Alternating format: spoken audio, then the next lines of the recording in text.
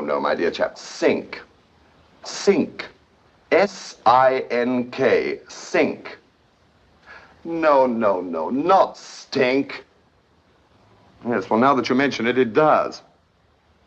Stink. Look here, what I'm trying to tell you is it won't drain. Yes, that's it. And I've got 50 people popping over for cocktails. Have you ever tried to get hold of a plumber in London on a Sunday afternoon? I've called dozens of them, and the blighters are either at the films or walking in the park. Hang it all, if plumbing is going to make a go of it in this country, the plumbers jolly well better get into the spirit of the thing. Well, there's just the ghost of a chance. One chap half promised to be over, but that's more than an hour ago, so there you are. But look here, I can't just call up 50 guests. I can't call up such people as the Honourable Betty Cream and tell her my sink's out of order. Just a moment. Congratulate me, old man. Here's the plumber now. So long.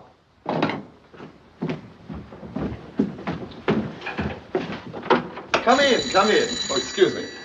Hello? Yes? Yes, he just came this moment. Goodbye. Never been so happy to see anybody in my life. Right this way. Rotten of me to spoil your Sunday, but it's sink or swim, you know. Wait till you see the mess. Relieve the drain, relieve the strain. Bit of a poet, eh? Well, there it is. Frightful stench, isn't it? Just too awful for words. Yes, but it looks interesting. Very. What? Is there anything more arresting than a sink out of order?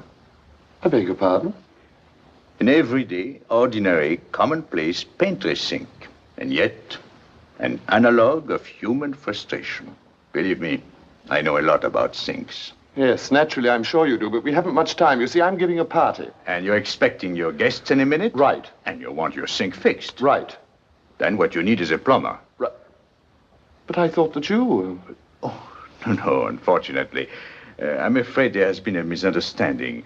You see, I came here to see an old friend of mine, Professor Lee.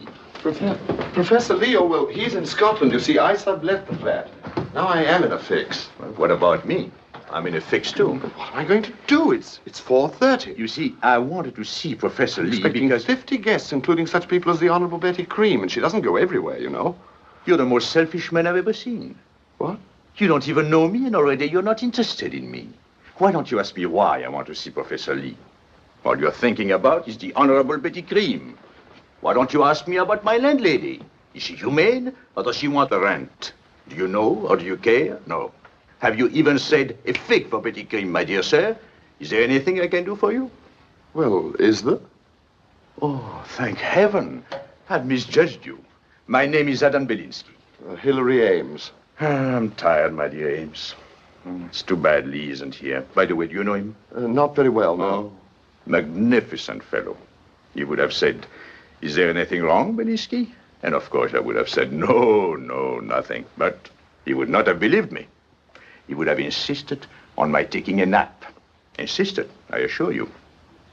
He had the most charming way of forcing 20 pounds on one. Made you feel you were doing him a favor. Remarkable fellow. Obviously, well, I'm not precisely in the habit of forcing things on people, but if I can be of any service.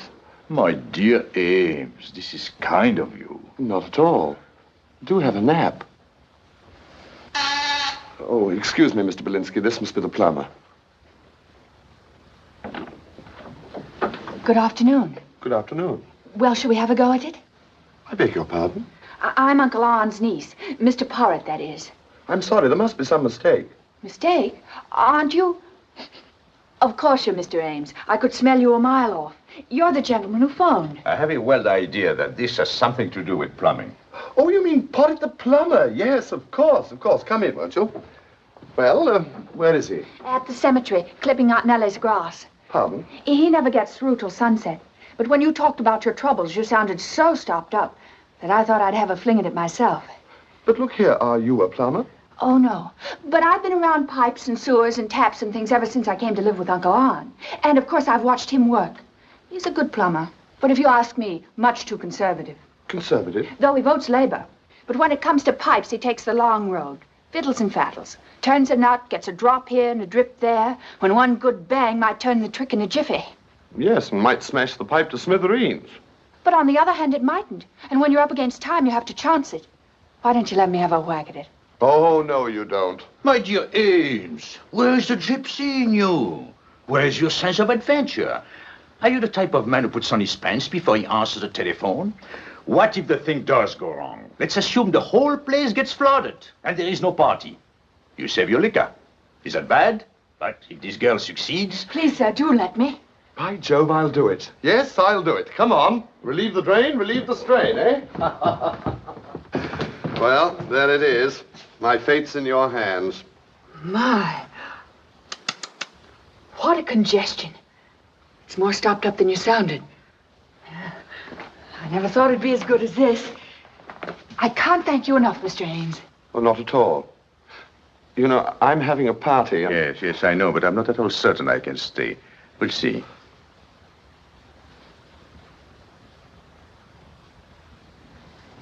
You see, she's not dressed for plumbing.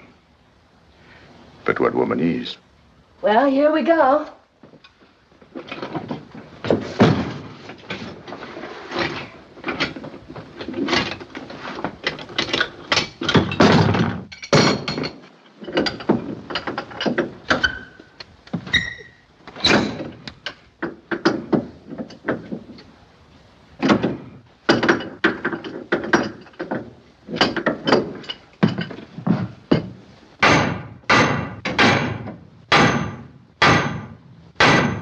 Have you ever had tea at the Ritz?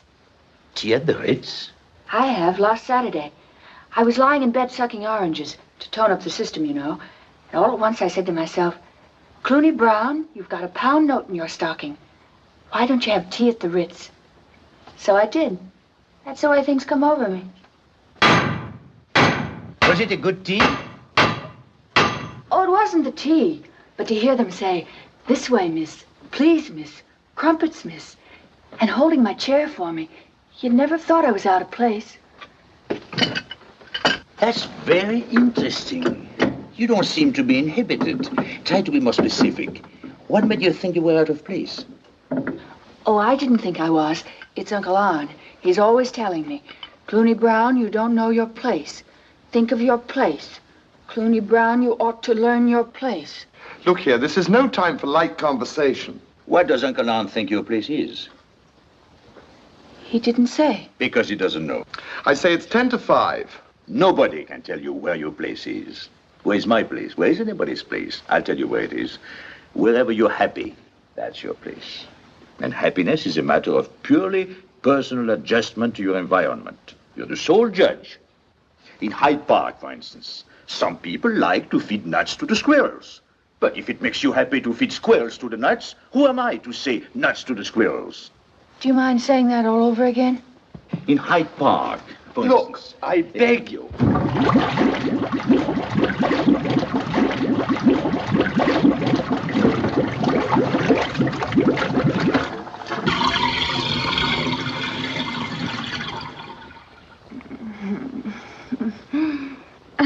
Oh, what a wonderful day this has been for me. My first sink and my first cocktail. A martini cocktail with an olive. Thank you. You've been so understanding. Have some more. Should she? Definitely. Oh, yes, thank you. Oh, I feel lovely. I can't quite describe it. I feel chirrupy. Chirrupy? I don't ever recall feeling chirrupy. I'm afraid you never will, my dear Ames. There isn't a chirrup in you. Isn't it funny? Now I feel entirely different. I know what it is. I know. It's coming over me. That Persian cat feeling. Meow. Meow. What's a Persian cat feeling?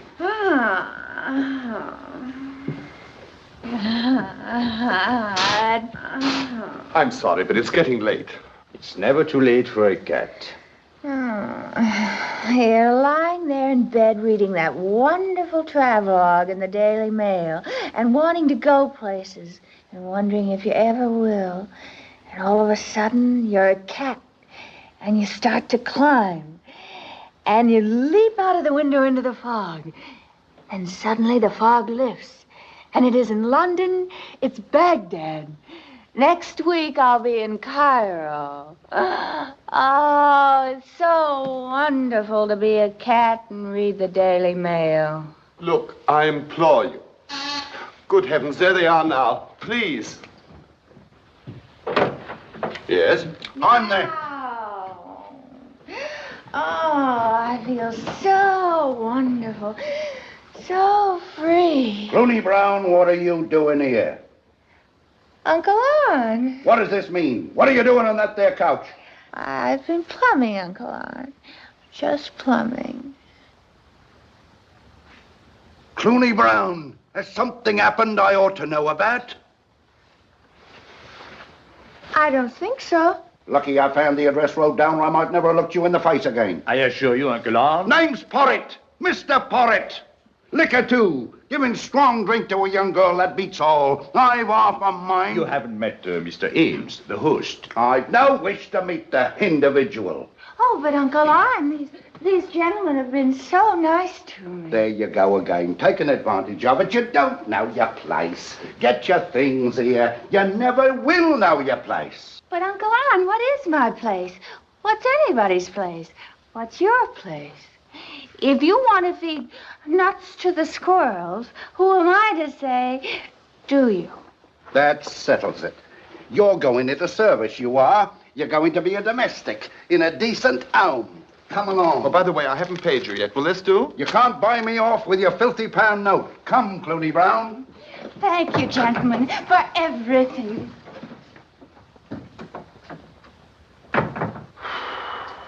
A British subject calling a symbol of the empire filthy. Permit me. Filthy?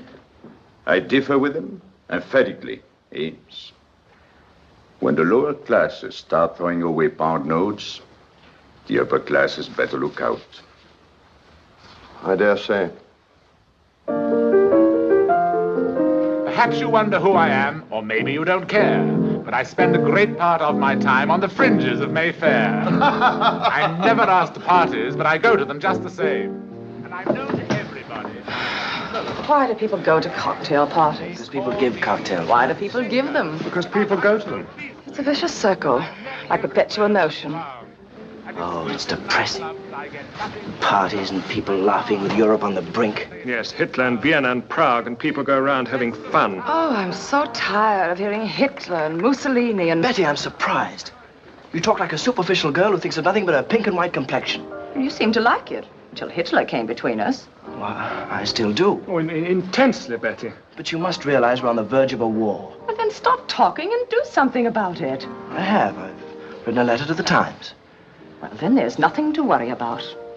Are you having a good time, Miss Green? Marvelous, thank you. Oh, Miss Cream, you know, when I first saw you, I said to Archie, there's Miss Betty Cream. And then I said, no, that can't be Miss Betty Cream. But after all, there's only one Betty Cream, isn't there? Everyone makes such an absurd fuss over her. She's simply unbearable. She's got the worst manners of any girl I know. She's cold, conceited, and callous. 2 martinis, please. Yes. Have you asked her to marry you lately? Day before yesterday. What'd she say? She said no, as usual. She doesn't stop to think. She hasn't any brains.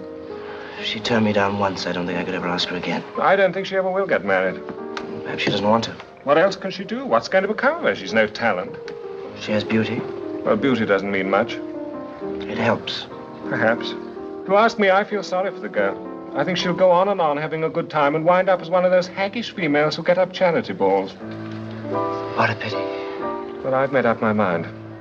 I shall ask her once or twice more, and then I shall wash my hands of her. Cheers. Cheers.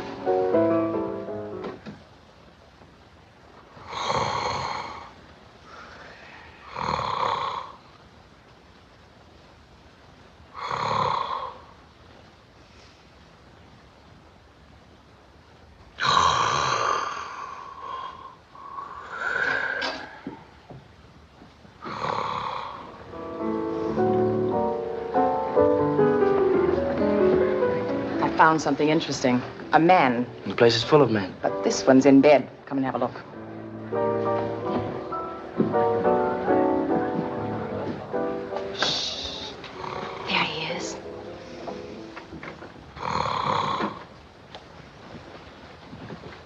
wonder he's in bed. He's squiffed. Good heavens. What's the matter? What is it? It's Belinsky. Not Adam Belinsky. Yes, Adam Belinsky.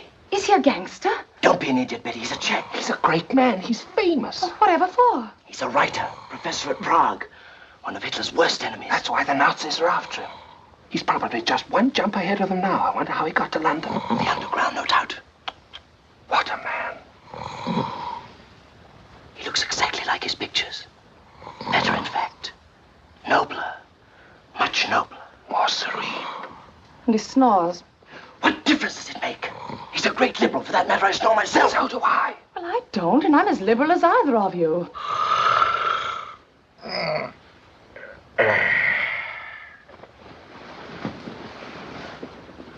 Hello. Hello? We know who you are. You can trust us. I'm Andrew Carmel. I'm John Fruin. How do you do? I'm Elizabeth Cream. I know. You are honorable, and you don't go everywhere. We don't mean to pry, but you are in trouble. Aren't you, Professor? Well, yes, as a matter of fact, unless a miracle happens, I'm a man without a home. Oh, that beast, that terrible beast, Hitler. I wonder if I've made myself clear. Perfectly. But the time for talk is past. We must do something. Yes, what can we do about him? Gentlemen, I'm afraid you are a little confused. Oh, yes, we know we are. There's so much muddled thinking. That's why we're glad you're here. Oh, put us straight, will you, Professor? I have an idea. Let's scram out of here. A step in the right direction. All right. But it must be somewhere safe. After all, the professor is our responsibility. Definitely. Have you any suggestions, sir? Well, I should say the Ritz is a good, safe place. Splendid. Let's go.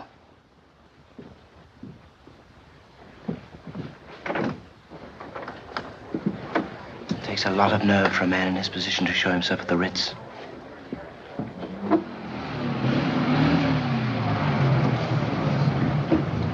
Well, thanks for a delightful evening. Thank you, Professor. Oh, it's been a privilege. You must come to tea with Andrew and Fruin one day soon. Thank you, Miss Cream. Thank you all. Good night. Good night. Oh, Professor. Professor, are you safe here? Are the people in this house trustworthy? Tell me, who lives here? Who lives here? People who have to. Professor, I beg your pardon for bringing this up again, but since you have honored us with your confidence... Since you have. Professor, we both feel that the 20 pounds you were gracious enough to accept is most inadequate. Most. Would you reconsider and take 50? We'd feel much better about it. Oh, much better. My dear friends, I beg of you. I need 20 pounds, and you were good enough to lend me 20 pounds. And that's all. Oh, we don't want to seem rude, Professor, but 50 pounds... Oh, we frankly don't see how you can accept less. You mustn't press me any further. I insist. We understand perfectly, Professor. Perfectly. However, should the occasion arise when I need 30 additional pounds, you will give it to me and nobody else. Is that a promise? My word of honor. Oh, we appreciate this. Good night. Good night. Great man. Really a great man.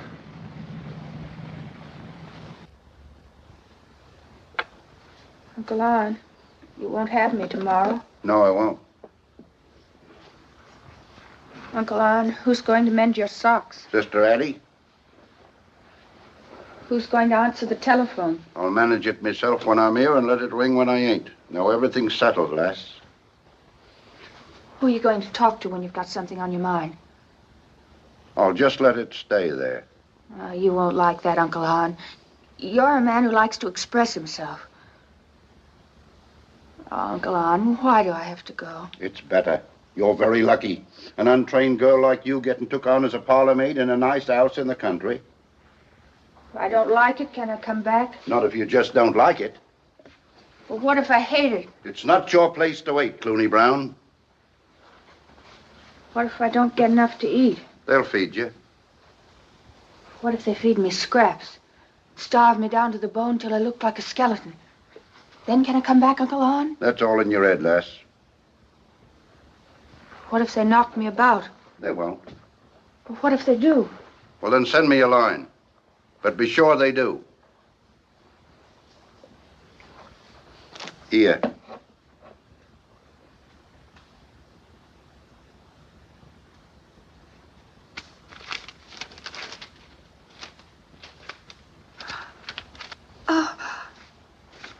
Oh, Uncle Art, it's so nice of you to give me this. It'll remind me of home. I'll think of you ever so often. Now, you keep your mind on your work. Now, be a good lass and hurry up.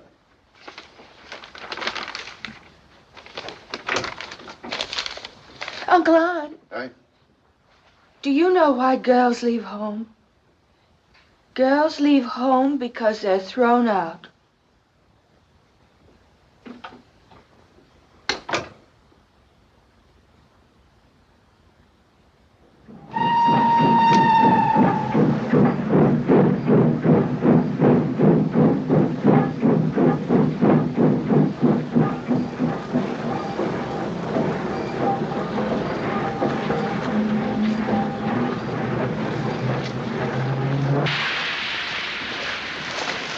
Everything all right, Herbert? Yes, sir. Good.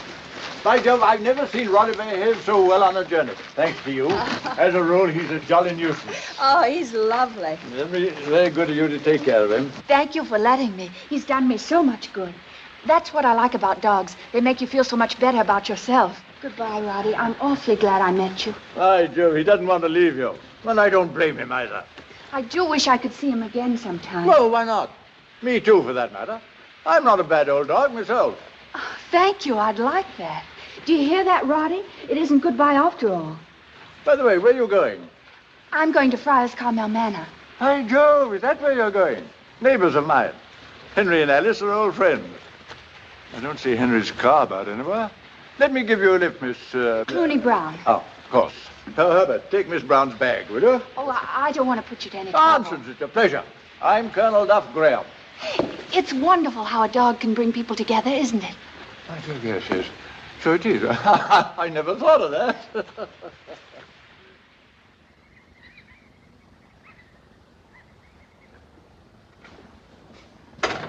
Wonder what it'd soothe old Puffy. Well, you might tell him about the gardens. Flowers are so restful. Why, Andrew. Hello, Mother. Father? Well, I say I'm awfully sorry to burst in on you like this, but it's very important. That's why I came down myself instead of telephoning. You see, I've asked a guest. Well, that's nothing to get excited about. Naturally, any friend of yours is welcome. I know, Mother, but this is a special case. I wish I could bring him down myself, but I have to stay in London, so he's coming alone tomorrow night. You mean you're sending the fella down here, and you... Oh, I know it's strange, Father, but I told you it's a special case. You see, he's in danger. He won't admit it, but he ought to get out of London at once. Good heavens. What's the fella done? Oh, what hasn't he done? He's fighting for a new and better world. What for? What for? Haven't you heard of the Nazis? Oh, yes, German chaps. Always wanted to see one. Send him down by all means. Father, he isn't a Nazi. He fights the Nazis. He's a Czech. The Nazis are after him. Oh, Father, you're sitting on a volcano. Battleships and tanks won't help you. Believe me, England won't be safe until we produce our own Belinskis. What the devil are Belinskis? What the devil are Belinskis? Oh, I give up. What are Belinskis? Now, don't go all to pieces, Andrew. If England must produce Belinskis, why, we will produce Belinskis. Britain has never failed. Now, have your tea, dear. Mother, Belinsky is the man's name.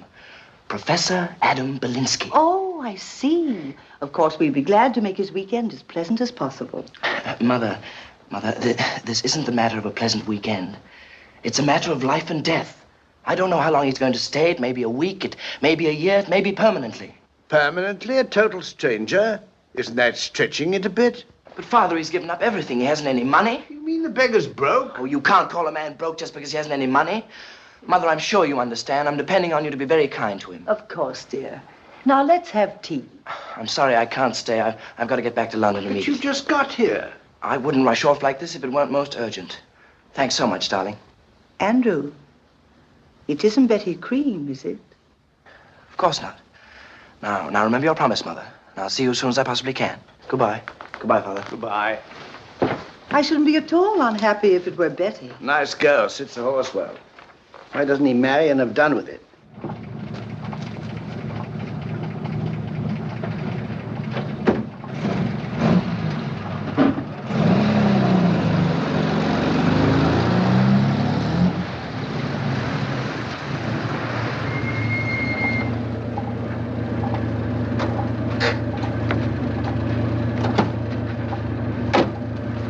Hi, is it? Colonel Duff Graham, milady. Alice, my dear, how are you? Oh, Charles, how nice. Henry, old boy, by Jove, how fit you look. Well, well, Charles. Look whom I brought you. Roddy could hardly keep his paws off her, eh, Miss Brown? And I don't blame him either. How do you do, Miss Brown? How do you do? Well, well, this is a pleasure. Passed the new vicar on the drive over. How's he getting on? Splendid, splendid. Sits a horse well. Good. It reminds me, I've just got time for a ride before dinner. Aren't you staying for tea? No, thank you, Alice. I must be toddling along. Spoiling for a sharp canter out to London. Now, Miss Brown, don't stay away too long. I shall be waiting for you. I want to see a bit of her too, you know. And so does Roddy, eh? Cheerio. Thank you for everything. Oh, no. Pleasure, pleasure.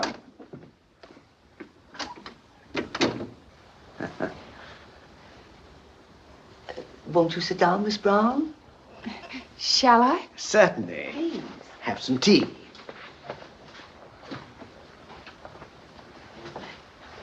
This is very kind of you.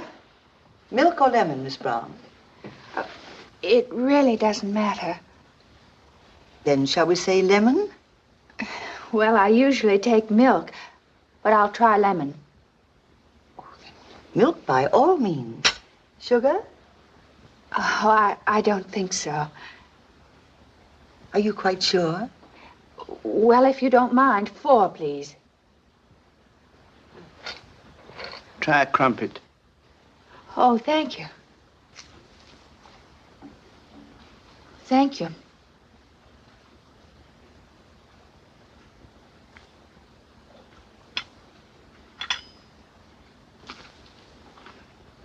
You know, I didn't think it'd be anything like this. You've both been so kind, and it's so lovely here. I've never seen such beautiful flowers in my life. It's just like a park. Hear that, Alice? She works in it from morning till night. It's her empire. Maybe someday you'll let me help you in the garden. Of course, my dear. I'm so glad you like my flowers. You're so much nicer than I thought. In fact, I didn't think you'd be nice at all. To think I was afraid you might starve me. Instead, here I am having tea with milk and 4 lumps and crumpets. May I have another? Good heavens, have them all. Oh, thanks. I'm not that hungry, but I appreciate the offer. You won't be sorry having me here. I'm going to do everything to please you, I promise you. Even some extra things. How's your plumbing? Plumbing? There's nothing wrong with our plumbing, is there, Alice? I almost wish one of your pipes leaked. I could fix it. You mean to tell me young girls go in for plumbing nowadays? It's great fun, and it does everybody so much good. By George, when I was a young man, we never even discussed plumbing. As a matter of fact, we didn't have any. Tell me, Miss Brown. Everybody calls me Cluny. Tell me, I suppose you've known Colonel Duff Graham a long time. Oh, no. We just met on the train. But I feel as if I've known him ever so long. I'm going to have a puppy. You're going to have what? A puppy from the Colonel. Jupiter. He says it's the first time he's ever given one of Roddy's away. I hope you won't mind. I promise I won't let it interfere with my work. Your work? Yes, work. I'm Cluny Brown. Miss Postgate sent me. Didn't you expect me? I'm the parlor maid. Oh, you're the new maid, I see. Oh. You thought I was somebody else, didn't you? I'm sorry. Have I done something wrong? No. If anyone's been wrong, it's us. Nobody's done anything wrong. We've enjoyed seeing you, and we hope you'll be happy here and stay a long time. Thank you.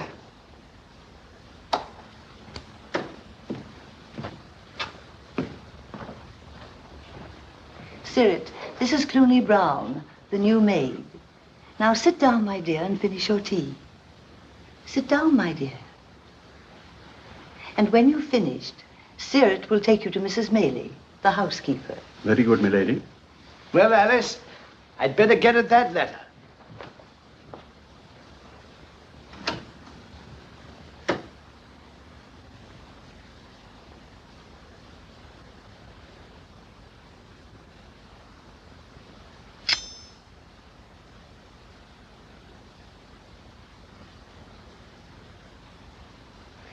They're so nice, aren't they?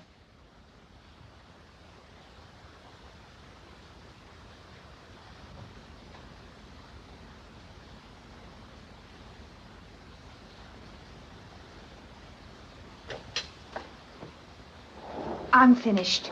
Follow me, Brown. Brown? Everybody calls me Cluny. You'll be called Brown here. Maybe she got onto the wrong train, Mrs. Maylie. Maybe she ran off with an handsome stranger. That'll be enough, Weller.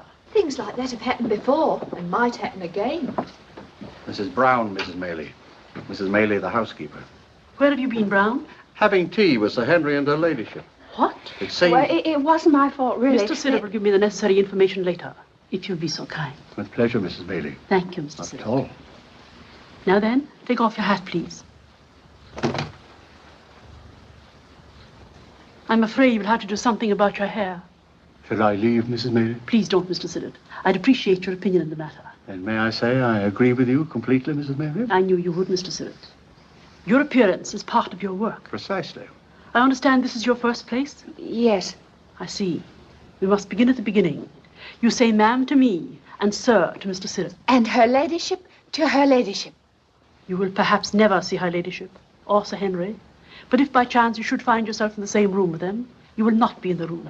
You will see and not see. You will hear and not hear. And should her ladyship happen to address you, which I very much doubt, but if she should, you will answer yes, milady, or no, milady, depending on the circumstances. However, these things will come to you more easily when you've put on your uniform. I couldn't have stated it better myself, Mrs. Maylie. Thank you, Mr. Siddle. And now, Brown, Weller will show you to your room. But before you go, if I haven't made myself quite clear... Oh, you've made yourself quite clear. I understand perfectly. For instance, if I feel like... What was it the gentleman said? Oh, yes. If I feel like feeding squirrels to the nuts, this isn't the place for it.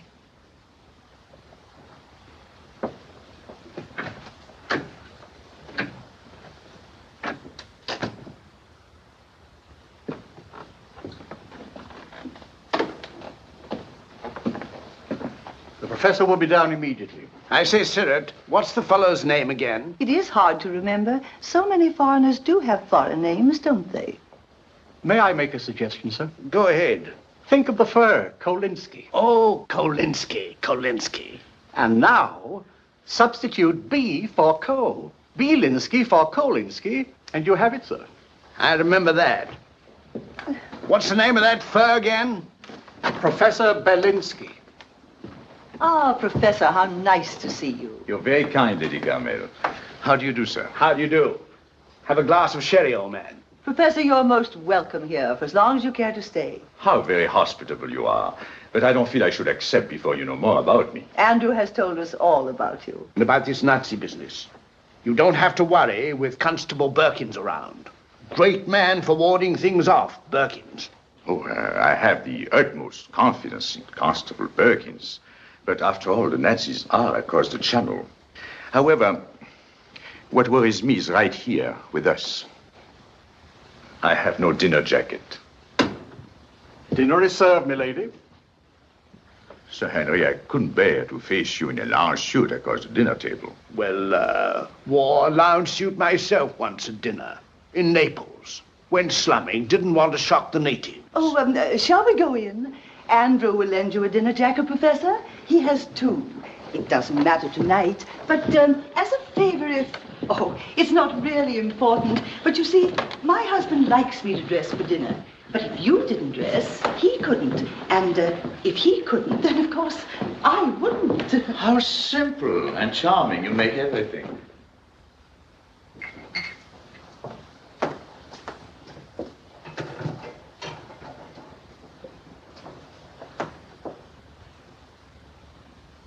May I say something? Oh, please. Go ahead, Belinsky. This royal throne of kings, this sceptred isle, this other Eden, demi-paradise, this land of such dear souls, this dear, dear land, this blessed plot, this earth, this realm, this England. To Shakespeare.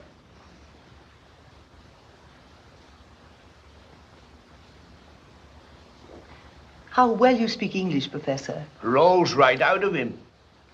English is the universal tongue. That's what I call clear thinking. As a young man, my dear parents sent me on a tour around the world. I left speaking English, came back speaking English, never spoke a word of anything else the whole time. English is my husband's hobby. Yes, my husband enjoyed traveling. You know I didn't, darling. I went to St. Petersburg and saw the Tsar. I went to Constantinople and saw the Sultan. And when I got home, I took a good look at the first London bobby I saw and thanked my stars. If a man has a home, he should stick to it. Now, I'm a natural cosmopolitan. If one never gets out of one's own country, one becomes quite pot-bound. Personally, I should like to spend several months abroad.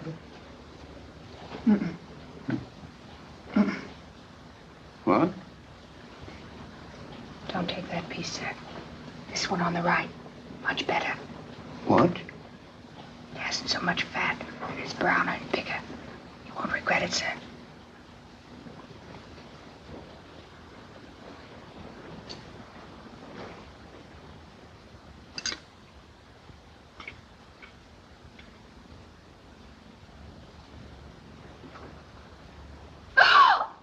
Nuts to the squirrels!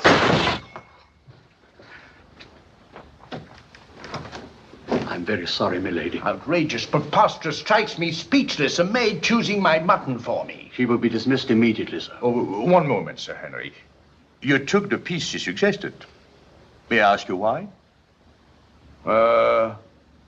Because the other piece had a blob of fat on it. And this one is browner, leaner, and bigger. And you liked it better. And hang it all, it's just not done. What a pity. It should have been done long ago. Does it occur to you that for generations, the lords of Carmel have probably eaten the wrong piece of mutton? That's a very interesting way of looking at it. Besides, it's so difficult to get domestics to come to the country nowadays. Well, she needn't have dropped the platter and insulted my friend. What was it she said to you? I remember very well, sir. It was, if I may take the liberty of repeating it, nuts to the squirrels. Doesn't make sense. No, it doesn't. It should be squirrels to the nuts. But I have an open mind. And if someone says to me, nuts to the squirrels, I accept it. You may be inclined to say that to me yourself someday when you know me better. And I'm not so sure that you will include the squirrels. That's much too deep for me, Belinsky. If I may say so, milady, the sooner the young woman is dismissed, the better. Oh, please, Monsieur Siret. I know that in the policies of the kitchen, the balance of power rests with you. I also know that as a guardian of English customs and traditions, this young woman has offended your sensibilities. But permit me to quote someone to whom everything English was also dear. The quality of mercy is not strained. It droppeth as a gentle rain from heaven. To Shakespeare.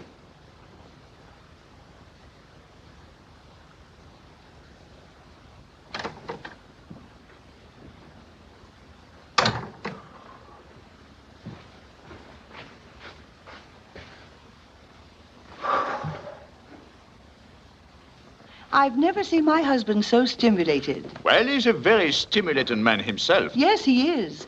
I hope you'll be comfortable. Siret will valet you. Dear Lady Carmel, I have so little to offer a valet. Well, would you mind letting Siret? So as not to hurt his feelings. Very well.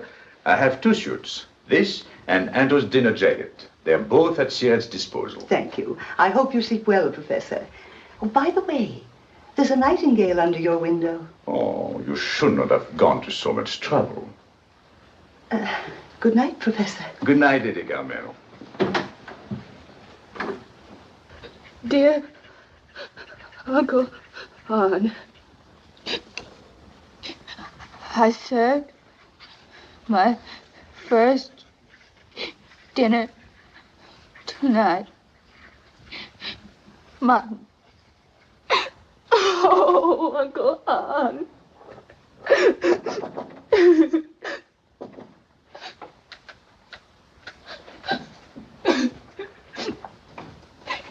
Good evening, Cluny. Oh, Cluny, I'm so sorry I upset you. How do you do, Mr. Belinsky? For heaven's sake, how did you get here? To Friars Carmel, of all places. Tell me, what happened? It's all Uncle Arn. You remember my uncle, don't you? Yes. Oh, but what's the use? Here I am in a uniform. Oh, Mr. Belinsky. Oh, now, Cluny. Look at me, I'm here, too. And I haven't even got an uncle. And, after all, you are at least a maid. I'm only a guest. And I would have to wear a uniform, too. A dinner jacket. But I don't want to be a maid all my life. I'll go on and on, dropping platters, putting hot water bottles into cold beds, and having Wednesday afternoon off in the village where the cinema opens only at night. What about me, Cluny? I'm a city man. I love cars and traffic and lights, smoke in my lungs. What have I got? A big-mouthed nightingale right under my window. Oh, it's so good to talk to someone who's out of place, too. Yes, Cluny. Talk to me at any time. Open your heart to me. Ditto. Oh, Mr. Belinsky.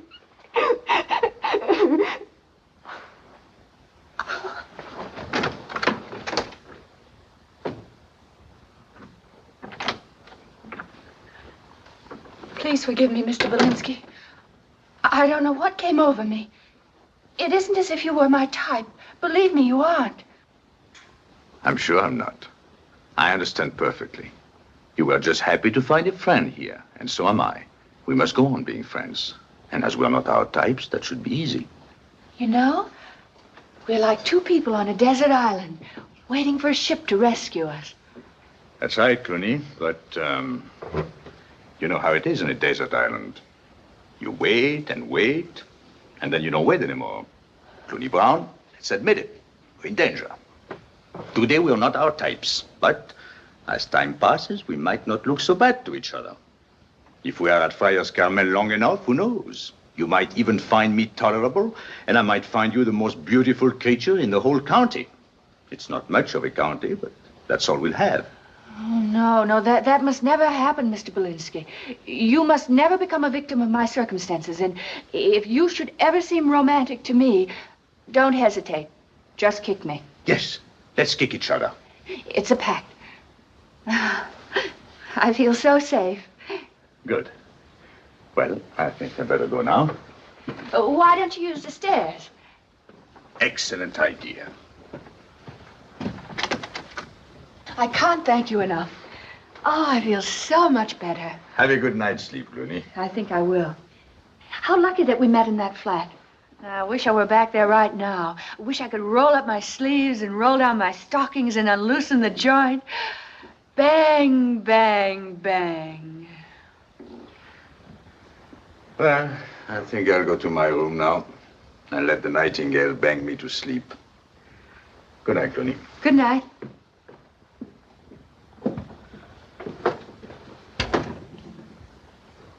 Well, Mrs. Maley? I agree with you, Mr. Sirrett. But then, it's so difficult to get girls to come to the country. What do you expect? A maid without references, and a foreigner who isn't even in the diplomatic service. I hesitated to tell you, but now I believe I should. This foreign gentleman rose at dinner and addressed me directly. Oh, no. Yes, Mrs. Maley. Sir Henry and Lady Carmel's guest spoke to me as an equal. Good night, Mr. Sirrett. Good night, Mrs. Maley.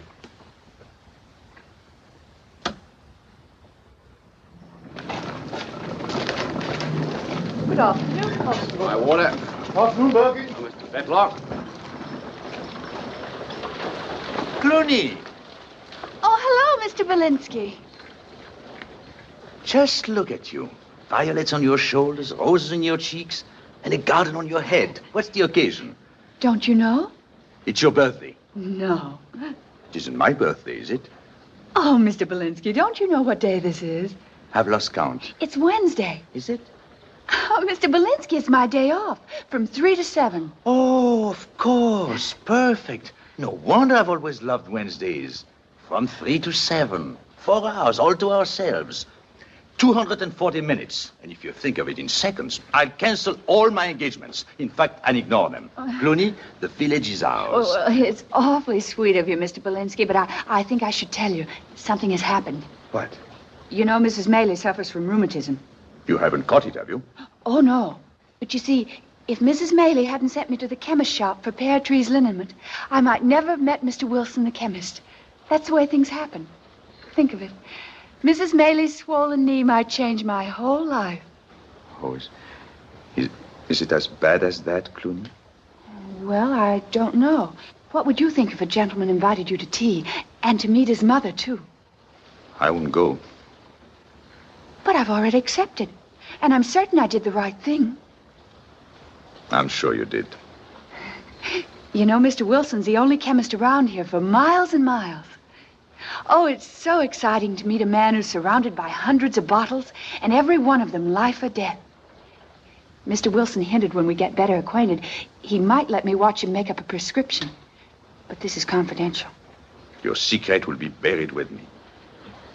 Well, Cluny, it looks as if your ship had come in. The glass of beer I was going to offer you seems awfully flat beside all those bottles and phials filled with magic. Well, have a good time, my dear. Thank you. Goodbye, Mr. Belinsky. Goodbye, Cluny.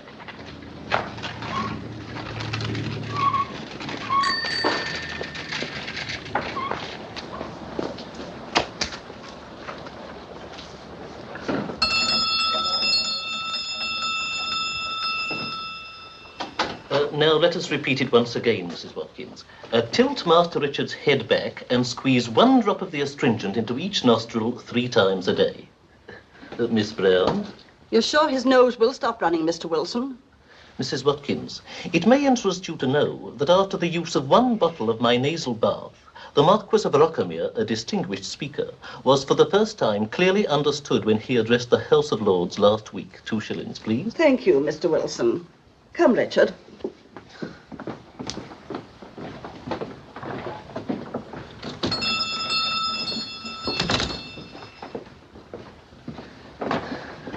Good afternoon, Miss Brown. Good afternoon, Mr. Wilson. Well, Miss Brown, I could relish a crumpet or 2. And you? Ditto. Then, shall we step into the parlor? Oh, Mr. Wilson, didn't you notice anything? Notice what? The way I look. Well, I remarked about it the last time I saw you. I said you looked intelligent. Oh, no, that's not what I mean. Here, the garden on my head. Well, I don't object to it myself, but my mother might think it a little frivolous. Oh. Well, then I'd better take it off. Oh, thank you. I hope you understand. I do. I should have been satisfied to look intelligent. Then, shall we?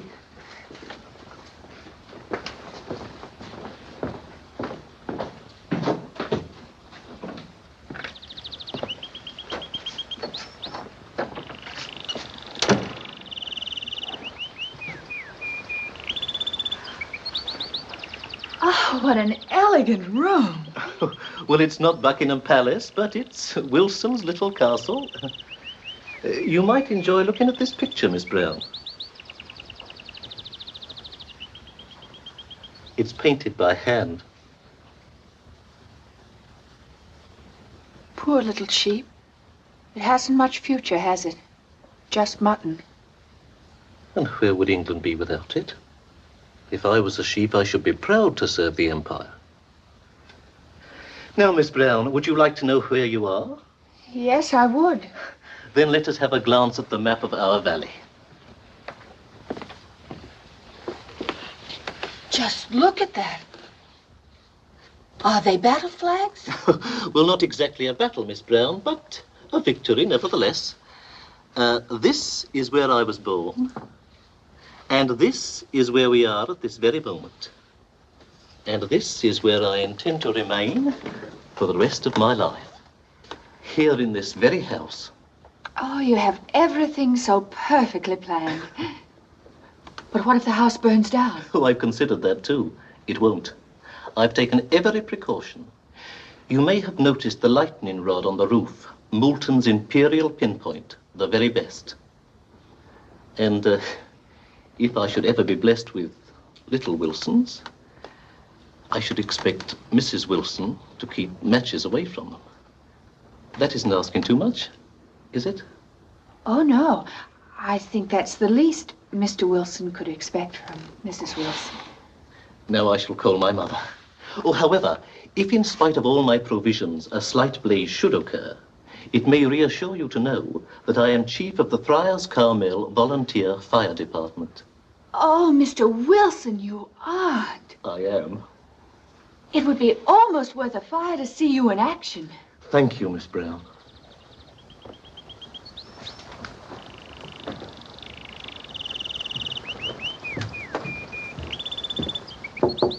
Mother? Mother?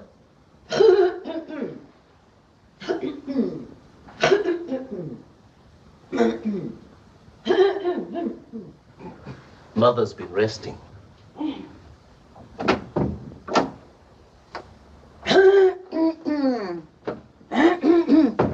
Mother, I want you to meet our guest.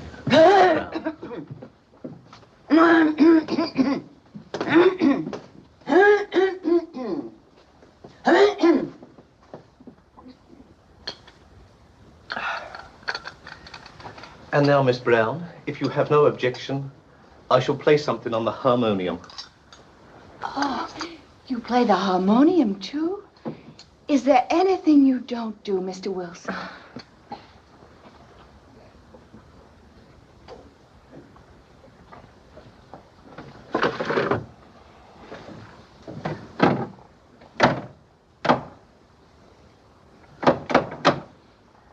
You have your choice. Sweet Alice, Ben Bolt, or Flow Gently, Sweet Afton. Oh, they're both so beautiful. I wish you'd decide for me, Mr. Wilson. Then shall we say Sweet Alice, and maybe Sweet Afton as an encore? Ready, Miss Brown?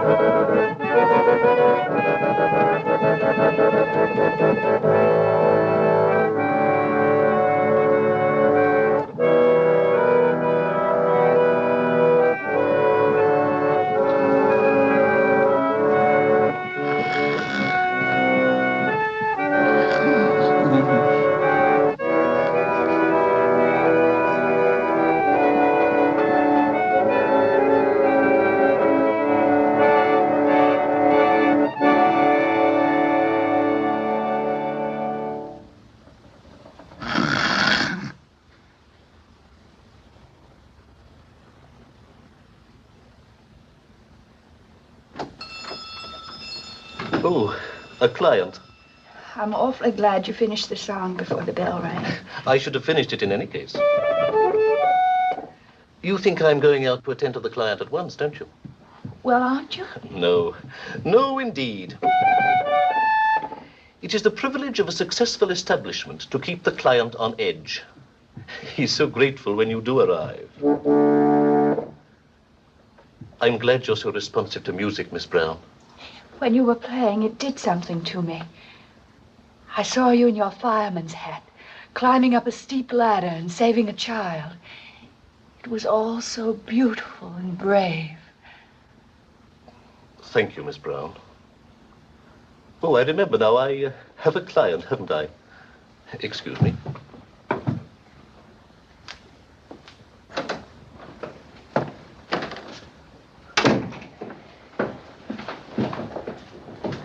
Yes, what can I... Hello? Hello? Outrageous.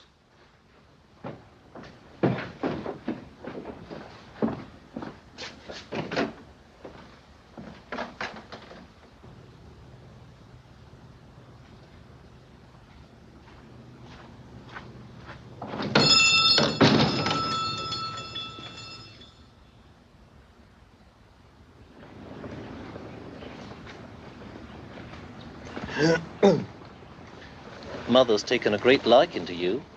How do you know? She didn't say anything. That's the point. Mother doesn't waste words on flattery. If she speaks, it's to correct faults. Oh, I like your mother, too. Once or twice, I thought she was going to smile at me. She likes to see a young lady who doesn't put stuff on her face. If I may say so, so do I. Well, it wouldn't do me any good. I tried it, but I look worse. They all look worse, only they haven't the sense to know it. Oh, it's Mr. Belinsky. Hello, Mr. Belinsky. Hello, Cluny Brown. Mr. Belinsky, this is Mr. Wilson, the chemist. How do you do? How do you do? Mr. Belinsky's staying at Friars Carmel. Oh, a friend or relative of Mrs. Maylie or Mr. Sirrett, I suppose. Oh, no, he's a guest of Sir Henry and Lady Carmel. Guest? I understand Mr. Wilson's surprise. A guest is not ordinarily aware of the existence of a maid. That's what troubled you, Mr. Wilson, wasn't it? Exactly, sir. We understand each other, don't we, Mr. Wilson? Oh, thank you, sir. Well, you see, we at Friars Carmel do not consider Miss Brown merely as a maid. No, we are very proud of our Cluny and interested in her welfare. And above all, in her friends. Naturally, I understand, sir. Oh, 7 o'clock, Miss Brown. Yes, how time flies. Yes, it does. But we must learn to fly with it. You're going to be a bit late. And I certainly don't want to make a bad impression on Mrs. Maylie. Well, I'd better lope along. Goodbye, Mr. Wilson. Goodbye, Miss Brown. Thanks for a wonderful afternoon and sweet Alice Ben Bolt. A very worthy young lady. I'd like a word with you, Mr. Wilson. I'm at your disposal, sir. Mr. Wilson, I presume that you have weighed your intentions toward Miss Brown as carefully as you weigh the contents of a pill. I assure you, sir, I am not the sort of man who would invite a young lady for tea, merely to while away an afternoon. Well, I must admit I was worried about Cluny, but you have relieved my fears, Mr. Wilson. You couldn't have prescribed a better sedative than yourself. Oh, thank you, sir. Not at all. Good night, Mr. Wilson. Good night, sir. Oh, Mr. Wilson. Yes, sir. You don't drink, do you? Oh, no, sir. Good.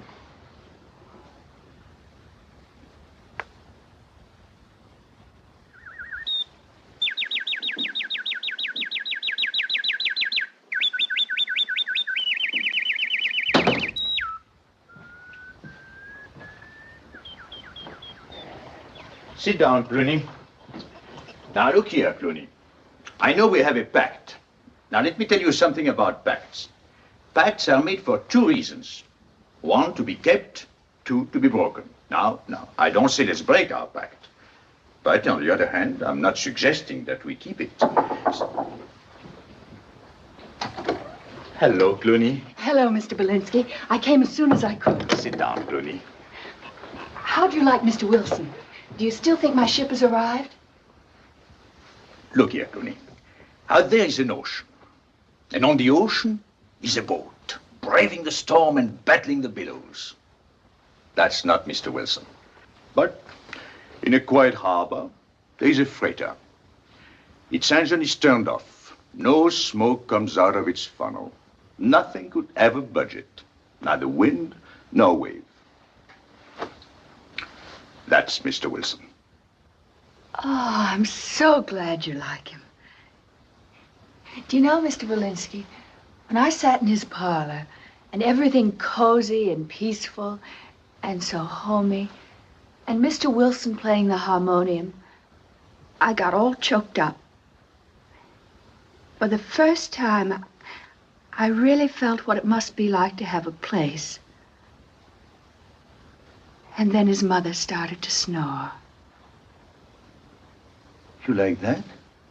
Oh, not just the snoring, but because she was a mother. You see, I'm an orphan, and I've never heard my mother snore. But you're happy now. That's all that matters. Oh, Mr. Belinsky, it's so selfish of me to talk only about myself. But I'm sure someday your ship will come in, too. Don't worry about me. If it doesn't come, I'm a good swimmer. Oh, I almost forgot your hot water bottle. But I'm sure you won't need it on a warm night like this. Yes, I'm afraid I do. I feel a little chilly. It may get colder before the night is over. Thank you, Cluny. Thank you, Mr. Walensky. Good night. Good night.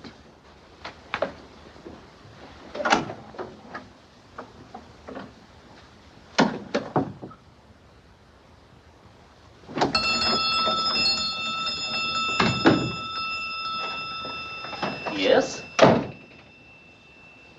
Outrageous!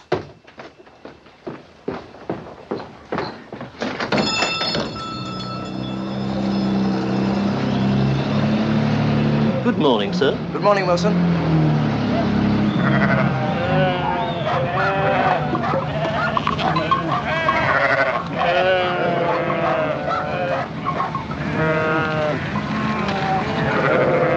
Well, Professor Belinsky, Andrew, what are you doing here? just clearing the streets for your arrival.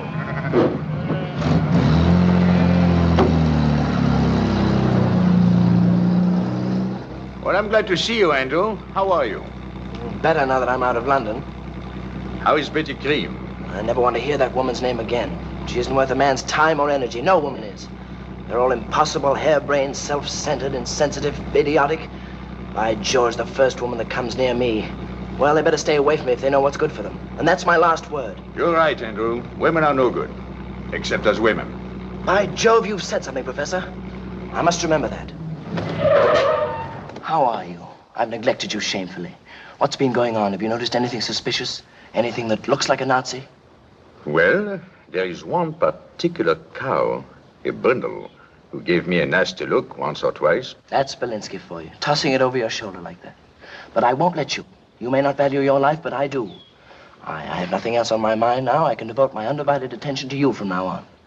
Frankly, Professor, I'm going to be a pest. And someday the world will thank me for it. Andrew, I thank you for it right now. But if you would only listen to me, I've tried to tell you so many times. I'm not in danger. You're not in danger? Well, naturally I am. Oh, that's more like it. But so are all my countrymen. So are all Englishmen. You, your father, the whole world. Yes, of course, but everyone is not Adam Belinsky. You're in special danger. No, Andrew, you're so good to me. I wish I were. Of course, I had a bad time of it until I reached England. I'll bet you did. And mind you, may have a bad time of it again if they ever publish my book here or in America. What's holding it up? The publishers. The cads. So you see, there is a lull as far as danger is concerned. Now, why don't we take advantage of the lull and relax, shall we?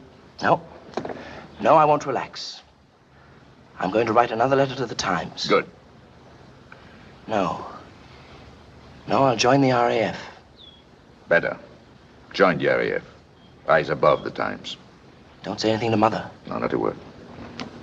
Morning, darlings. Hello. Hello. Why, that's Betty Cream. What's she doing here? She came this morning for the weekend. Why didn't you tell me? What do you care? You're through with women. Betty!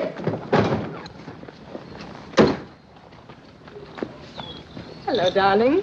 Why did you come here? Your mother invited me. Why did you accept? But I didn't want to refuse. That doesn't make sense. Doesn't it? Did you know you were coming here when I saw you last night? Of course. Why didn't you tell me? Well, you didn't ask me. How was I to know you'd have the nerve to come down here after the row we had? Did we have a row? I don't remember. Oh, this is too much. We had a row that all London is talking about, the kind of a row that London won't forget for a long time. But what's a row to you? Nothing. You haven't even the decency to acknowledge that we had one. Oh, I don't want to hurt you, darling. If we ever have a row again, do tell me we're having one, so we may have a long, long chat about it afterward. Oh, rot. See you later, darling. Come on, Joe. Come on.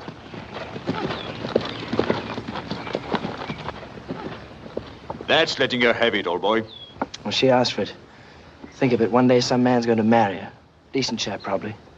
Poor devil. There's only one thing I can say for her. She sits a horse well. Hang it.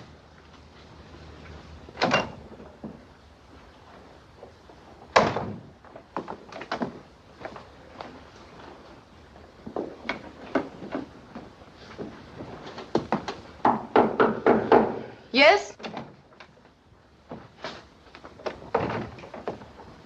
How much did I lose at backgammon this morning? £3.6, wasn't it? I think so. Here it is. £1, £1.10, £2, £3. 1, 2, 3, 4, 5, 6. Nice fellow, this Andrew. Oh, I see. You came to tell me all about Andrew. No, I came to talk to you about Cluny Brown. Cluny Brown? I suppose you never even noticed her. Ought I? Let me ask you something. Who do you think unpacked your 3 suitcases, 2 hat boxes, 1 overnight case? Who put away your golf bag, your tennis rackets? Elves? Gnomes? Midgets? I see. Cluny Brown. Well, as a matter of fact, I was just about to ring for her to help me off with my boots. Oh, I'll do it. As I remember, this Cluny is a sweet little thing. Bit talkative. Did she say anything about me? Oh, I'm sure she did, Professor. But then she talked about everything. Miss Green, you have the most charming way of tossing bouquets, just as if they were bricks. I like you. And you do sit a horse well. Hang it. Shall we get back to Cluny Brown? Oh, all right. Well, you see, Miss Brown wants the evening off to attend a birthday celebration. How exciting. Now, here's the situation as it stands. Mrs. Mailey and Mr. Surratt are willing to excuse her from serving dinner. Well, then everything's settled, isn't it? Not quite. Remember, Miss Brown is also your personal maid. Now, the question arises, Miss Cream. Can you get in and out of your clothes without breaking your neck? That I don't know. Try it, will you? My little lamb, my sweet. And if you should break your pretty little neck, just yell Belinsky. And if you promise not to come, Miss Brown may have the whole night off. Thank you, Miss Cream. A pleasure, Mr. Belinsky.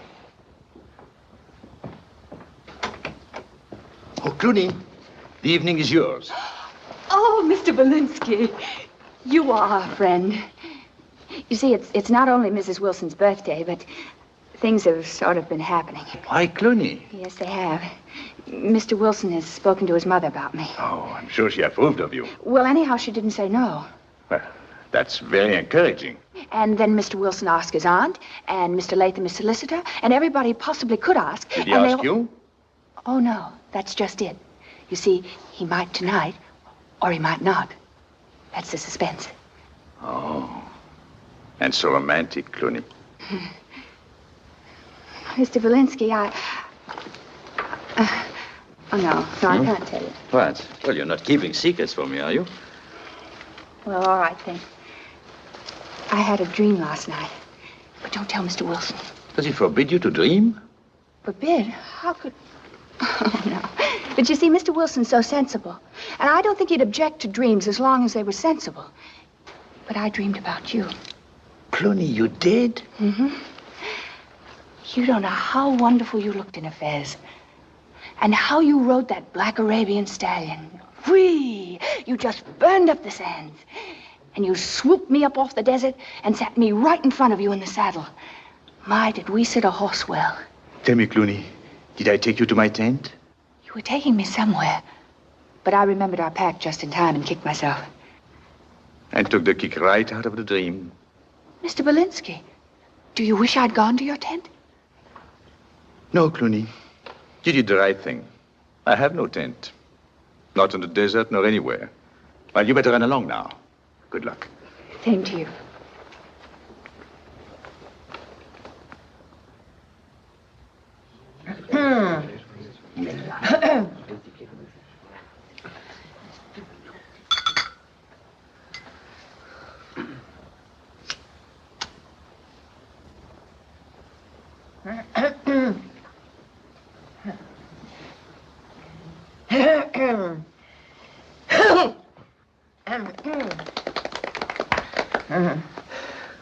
Mother, friends, as the Romans so aptly put it, tempora mutanta. That is to say, times change. 65 years ago, Mother wasn't even here. And today she has been here 65 years. Tempora certainly do mutanta. Thank you. But before we examine those 65 well-spent years, let me thank you all who came to celebrate this joyous occasion. You, Mr. Snaffle, Mrs. Snaffle, Miss Snaffle, Mr. Tupham, Mrs. Tupham, and Mr. Latham. Perhaps you noticed that I am guilty of an omission. But when you hear later what I have to say, or better, to announce, concerning a young lady not too far away, I am sure you will agree that sometimes an omission is an admission. I didn't do it. It's the plumbing. I just turned on the tap.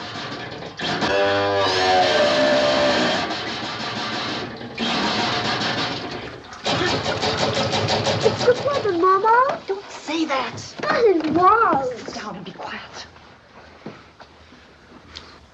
Let's go on. 65 years.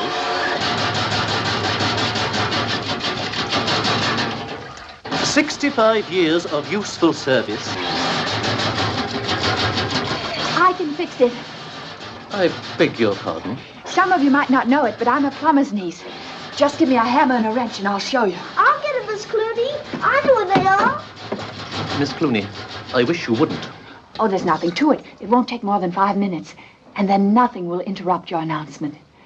I might not cook the best tripe and onions in England, but whoever gets me won't have to worry about his plumbing. Here you are, Miss Cluny. It's a joint. A couple of bangs might do it. If not, we'll try something else.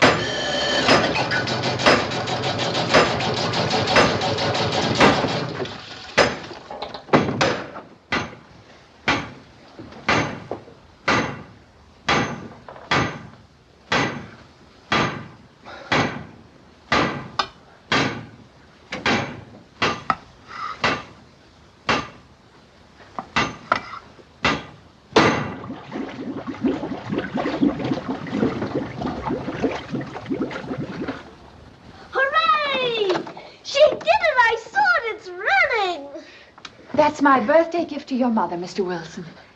Mrs. Wilson,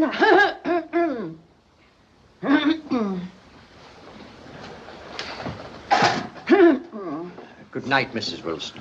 Good night. Good night, Mrs. Wilson.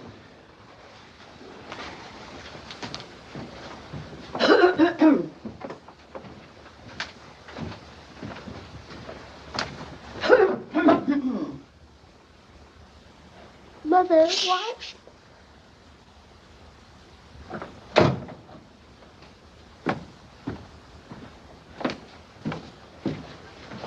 What's the matter? Is your mother ill? No. Mother just wanted to be excused. Goodness me, it's getting late. Yes, we really must be going. It's quite late. Thank you very much for a delightful evening. I hope it wasn't too much for your mother, my boy. I hope not. Good night, Mr. Wilson. Good night, Mr. Wilson. Good night, Mr. Wilson. Good night, Mr. Wilson. Good night, Mr. Wilson. Thanks for letting me watch, Cluny. You were a great help. Come on, Ronald.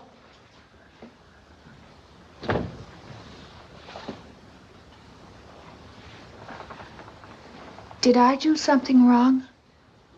I wish I hadn't seen what I saw. But I was only trying to help.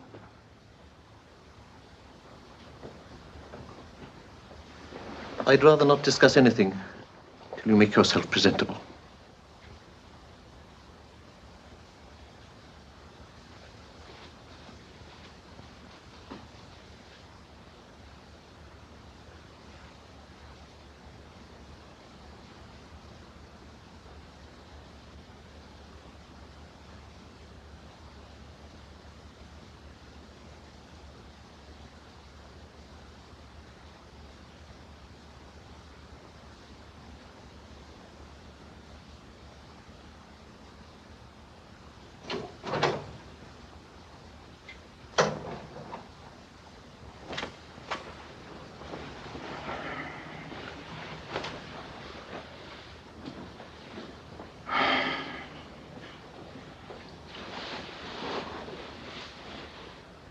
What does one do with a woman like you? One feels like a fool and gets out. In a hurry, Professor. A good beating. That's what I ought to do. Give you a good beating. Sounds very tempting. But unfortunately, I've been brought up to resist temptation. Now, will you take your primitive instincts out of my room? Or shall I scream?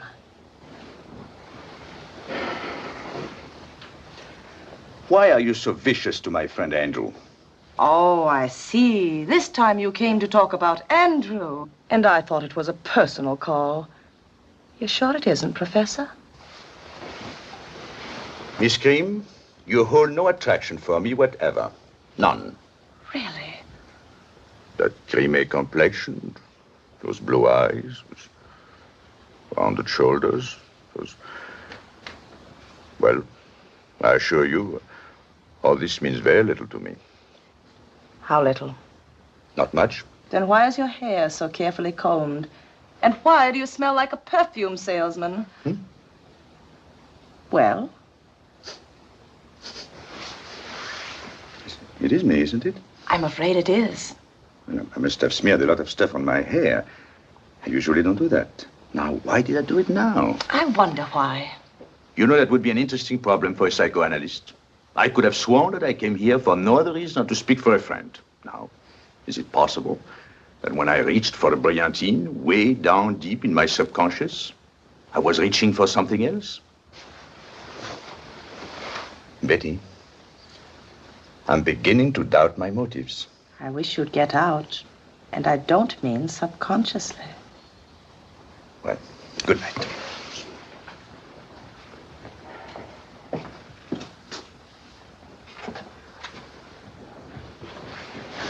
Betty, why are you so nasty to Andrew? I'll scream. Why should you, Betty? Wake up the whole house, distress everybody. Can't you ever think of anybody but yourself? Doesn't it occur to you that you could make someone else happy?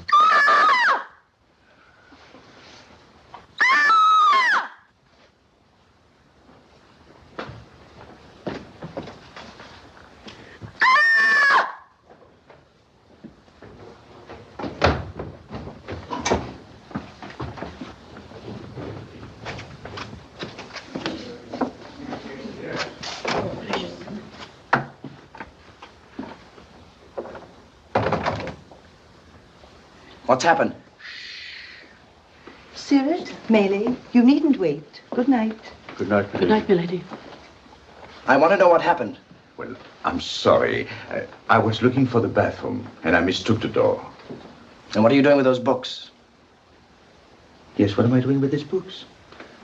You know, that would be an interesting case for a psychoanalyst. I could have sworn I'm so that... sorry, Lady Carmel. I heard my door open and thought it was a burglar, and so I screamed. Yes, that can easily happen in strange houses. Getting the doors mixed. Dear me, what an exciting evening. Good night again, Professor. Good night, Lady Carmel. My profoundest regrets. Good night, Andrew. Andrew, I want you to promise me to go right to bed. Please. Very well, Mother. Good night. May I come in, my dear? Of course, Lady Carmel.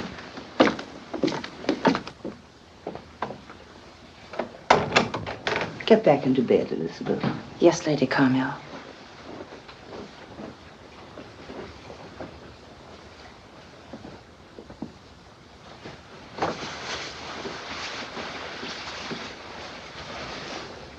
You know, my dear, you ought to get married. Do you think so, Lady Carmel? Quite definitely, my dear. Yes, Lady Carmel. You going to marry Andrew? Yes, Lady Carmel. Then I think you should tell him so, because he's getting quite nervous. I'll tell him tomorrow. Thank you, Elizabeth. Now go to sleep. And tomorrow we'll have a long talk, especially about the gardens, because they're all planned 3 years ahead. Yes, Lady Carmel. Good night, dear. Good night.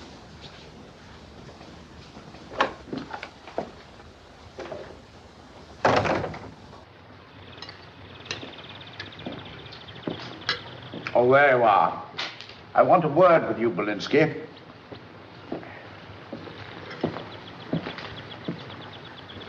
Sit down, have some breakfast. I don't feel like breakfast today. Sit down anyhow. I want to talk to you man to man. You seen Andrew this morning? No. You're in for a surprise. He'll bowl you over. Really? Belinsky, he's not a boy anymore. Two-fisted man, overnight. Scared the wind out of me. You're the kindest people in the world. Do you know who did it? That fellow you're running away from. What fellow? You know that fellow, what's his name, Hitler. Good heavens. What else happened last night? Was war declared? No. But Andrew thinks it will be. That's why he barged into my room this morning and said, I'm joining the RAF. And don't make a fuss, I made up my mind. Never talked to me like that before. Oh, the RAF. Well, I think I'll have some breakfast. I say, this talk about war is all poppycock, isn't it? No, Sir Henry. I know Hitler. Oh, yes, he's written a book, hasn't he? Yes. Big success, isn't it? Very big. Well, what more does he want? Why doesn't he lie down and keep quiet? Well, if you really want to know, Sir Henry, read the book. Sort of an outdoor book, isn't it? What's it called? Oh, yes. My Camp. Yes. It's a kind of an outdoor book. The old German idea of sport. Not your kind of sport. Sir Henry, there will be war. It's inevitable. Well, then I'm glad Andrew's joining up. We commoners have never shirked our duty. No Englishman has or ever will. We'll see this thing through. We'll show that blighter. It's good to see you angry, Sir Henry. Stay angry, and everything will be all right.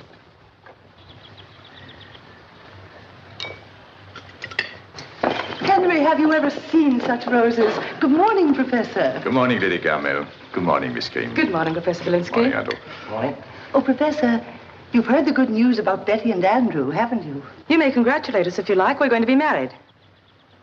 Imagine all this going on last night, Adam, and we slept through it all like a couple of babes. I wish you all happiness. You're both very lucky. Thank you, Professor. Well, I'm glad this happened while I'm still here. Lady Carmel, I was going to look for you. I'm leaving. What? Who's leaving? I am, Sir Henry. I know it's rather sudden, but I must get back to London. It's most urgent. But you're coming back right away, aren't you, Adam? Well, I wish I could, Sir But you Henry. are coming back. Now, Henry, we must leave that to the Professor. We're very sorry to see you go. So am I, Lady Carmel. But hang it all. Took me quite some time to learn to say Belinsky. And now that I can say it... No, Adam, this is beastly selfish of you. Oh, Professor, I want a word with you. Please, Andrew. No, you're right, Andrew. Give him a good dressing down. Tell him what's what. I intend to, Father. Professor?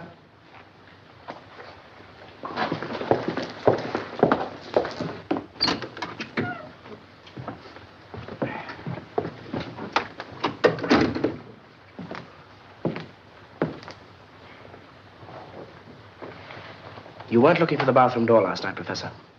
You don't believe it, eh? I didn't believe it last night, and I don't believe it now. I don't believe it either. But, Andrew, if I should tell you that I went into Miss Cream's room last night... In a dressing gown? Your dressing gown? That doesn't matter. All right. Forget the dressing gown. I won't. Dressing gown or no dressing gown, if I should tell you that I went into Miss Cream's room last night to talk about you, would you believe that? Would you? No. But I did. Professor. Yes, my friend. Professor, I have great respect for you as a writer, as a philosopher, as a man of principle. Thank you. But I'm going to knock you down. Sorry. So am I. Well, let's get it over with. Sooner the better.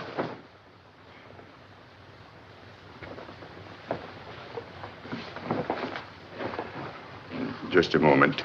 Shouldn't we remove this vase? Oh, yes. It's Mother's favorite. It's very thoughtful of you, Professor. Not at all. You ready? Yes, my friend. All right. Wait a minute. How much do I owe you? I don't know. It doesn't matter. But it does matter. If anything should happen to you, I want to be sure of how much I owe you. Let's see. You lent me 20 pounds in London. Oh, forget it. What kind of a man do you think I am? Forget 20 pounds? And the 4 pounds you lent me yesterday? And the 3 shillings I found in your dinner jacket? Are we going to have this out, or aren't we? Indeed we are. But I want you to know that I'm fighting under a handicap. The fact that I have to hit a man who lent me 24 pounds, 3 shillings, may slow me up badly. Are you ready? Yes, I'm ready. But I want to be fair. Now, I'm not trying to scare you. But I think you ought to know that I was once the lightweight champion of all Czechoslovakia. And I think you should know I was middleweight champion of all Oxford and Cambridge. Middleweight, eh? Pretty warm, isn't it? Rather.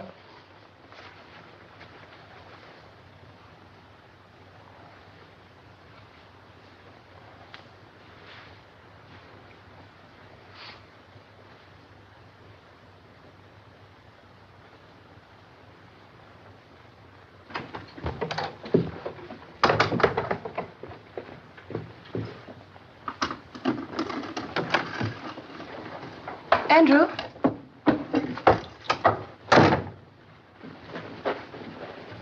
What's the matter? Nothing. What are you hiding? I'm sorry, Betty, but this is something that doesn't concern you.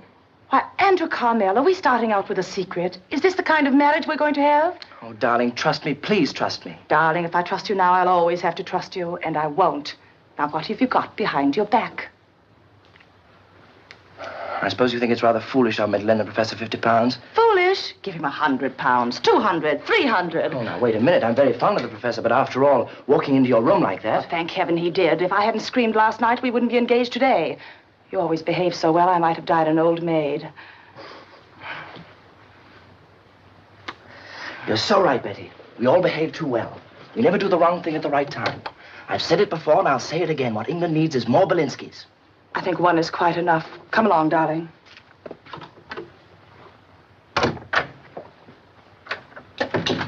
Brown feels worse. She said it's gone into her stomach now. She says if it was only a pain like you get after eating a whole plum pudding, she wouldn't mind. But she says it's more like swallowing a Monday morning. That's enough, Wella. Go upstairs and do the beds. Yes. Really, Brown never should have had last night off. She should have been dismissed long ago. Her handling of the china has been sinister. I will say, though, she's clean and willing enough. I don't mean to be harsh, Mrs. Maylie. I don't say she clipped the Cupid's wing on the punch bowl deliberately, but it's clipped, Mrs. Maylie. And what about the master's hunting crowfish? I shall never forget the day she dusted the left eye out of Sir Henry's moose. No, Mrs. Maylie. He was not born with the instincts and talents of a second maid. You're so right, Mr. Sirrett. So right. One is born to things, or one isn't. I remember when I was a little girl, I used to say to my dolly, "Did you ring, your ladyship? Shall I bring you tea, milady?" Mrs. Maylie, 15 years ago, when I saw you for the first time, you were removing the crumbs from Lady Carmel's bed with such earnestness, crumb by crumb.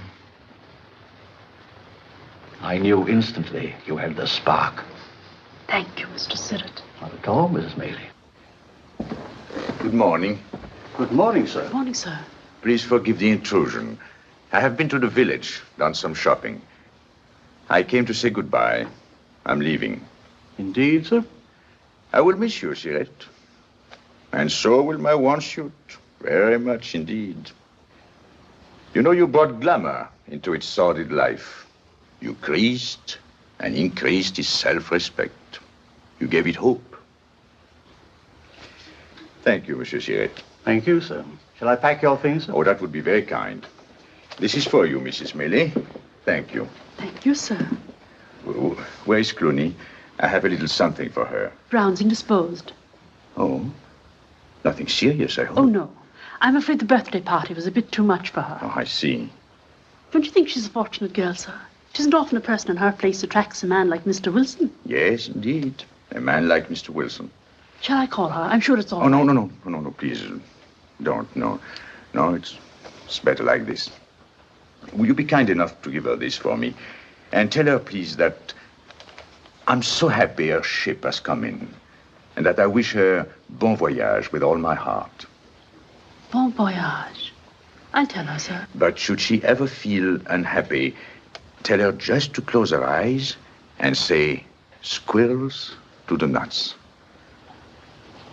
You will remember that, Mrs. Mary, won't you? If she's ever unhappy, she's to close her eyes and say, nuts to the squirrel. Oh, no. Squirrels to the nuts. Squirrels to the nuts. Very good, sir. Goodbye, Mrs. Maylie. Goodbye, sir. Goodbye, Lady Carmel. Goodbye. Goodbye. Goodbye, Professor. Goodbye, Andrew. Goodbye, Professor. Goodbye, sir. Goodbye. Now look here, Adam. We're going to write each other, aren't we? Certainly. None of your puny hello and how are you letters, but something solid, not under 5 pages. Something you can get your teeth into. Definitely, Sir Henry. Oh, Adam, what's your address? Oh, just Belinsky, London. You might add general delivery. They know me there. I'll remember that. Bye. Bye.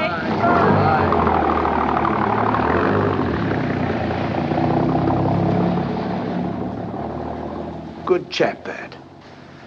Great man. General delivery. So appreciative of everything. How he loved the nightingale under his window. Mr. Belinsky!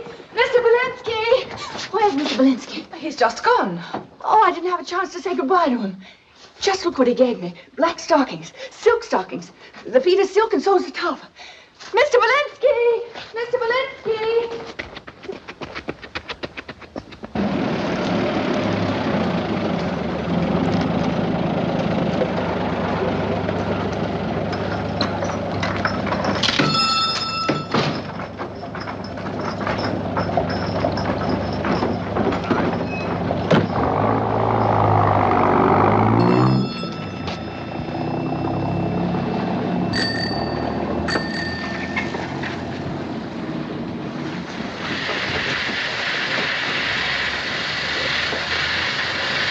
Mr. Belinsky! Mr. Belinsky! Cluny! Oh, Mr. Belinsky, I want to thank you. They're beautiful. Why didn't you say goodbye to me? You know, we might never see each other again. Yes, I know, Cluny. It's kind of awful to think of. Yes, it is awful. But how is Mr. Wilson? Oh, he's better. Was he sick?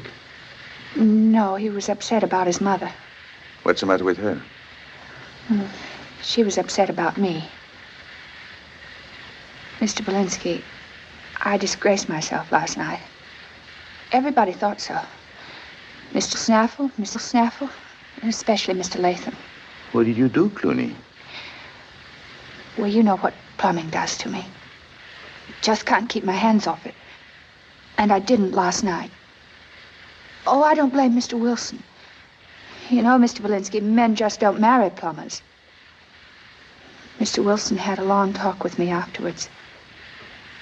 He told me what he thought of me. Some of it was in Latin. He said, with his standing in the community, he cannot afford a wife who is subject to impulses, either to pipes or to himself.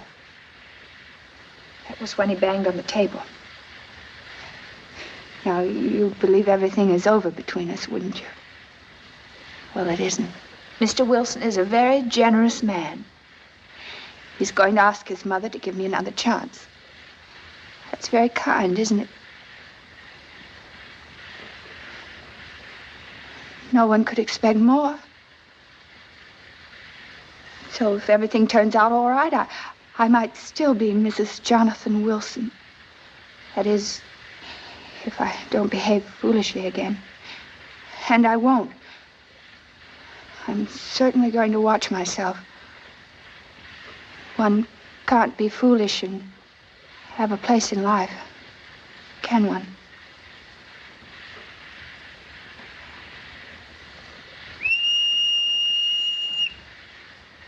Get in.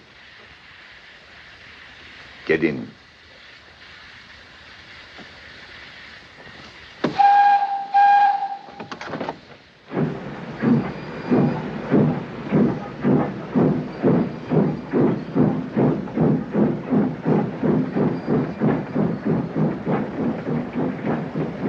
Where are we going, Mr. Belinsky? General delivery. Are you expecting a letter? Always. That's what's so wonderful about general delivery. Letters pour into it. Millions of them. Greetings from all over the world. You know, I've passed it many times and I've never thought of that. You do make one see things. And among all those millions of letters, there might be one for For us, Cluny, it might be very disappointing, but it might be good news. It might come from America. Mr. Belinsky, you sound as though you like me. Cluny, if I were rich, I would build you the most beautiful mansion with the most exquisite and complicated plumbing. And right in the middle of the most elegant housewarming party, I would hand you a hammer and say, ladies and gentlemen, Madame Cluny Belinsky is about to put the pipes in their place. Madame Belinsky. That's as good as Mrs. Belinsky, isn't it? Take off that silly cap.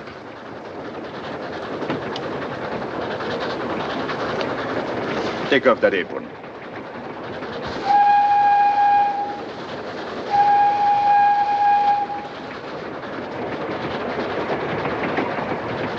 You will never have to serve 3 meals a day again. On the other hand, you might not have 3 meals a day. Sometimes maybe only one. And sometimes maybe only none. I don't care so long as we eat it together, Mr. Belinsky. Just for that, we're going to have 3 meals a day. With hors d'oeuvre and champagne and snacks between. You know what you've done to me? I was going to write a book. Morality versus expediency. With luck, I might have made barely enough money for myself. But now, you know what I'm going to do? I'm going to write a bestseller. A murder mystery. A murder mystery? What's it going to be about? A murder. A man gets murdered. Who's the man? A rich man. Oh, yes, there's no use murdering a poor man. How right you are. You see how well we work together? Who killed him? Who did it? For 365 pages, I will not know myself. But when on page 366 it finally comes out, will I be surprised? And so will millions of others. Cluny, this book will make enough money for both of us. Oh, but, Mr. Belinsky, what if there should be 3 of us? Then I'll write a sequel. But why limit ourselves? I'll write a serial. Oh, Mr. Belinsky, I don't think I'll have much time for plumbing.